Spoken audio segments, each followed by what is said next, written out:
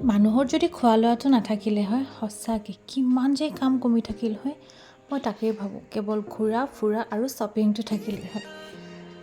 আজি যে বতৰটো ইমান ঠাণ্ডা মোৰ একদমেই বনাব মন নাছিলে আৰু মোৰ নিচিনা এলেহুৱা মানুহৰ কাৰণে চিকেন পোলাওতকৈ ইজি আইটেম একোৱেই হ'ব নোৱাৰে সেয়েহে মই ভাবিলোঁ আজি এইটোৱেই বনাওঁ কাৰণ মই নাখালেও ল'ৰাটোৰ কাৰণেতো বনাব লাগিব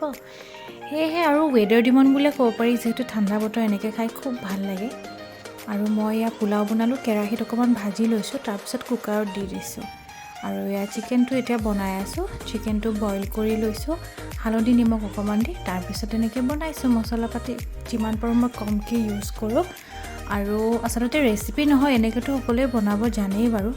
তথাপি এনেই দেখুৱালোঁ আৰু এয়া মোৰ লাঞ্চ ৰেডি হৈ গ'ল একদম কম সময়তে টেষ্টি য়াম্মি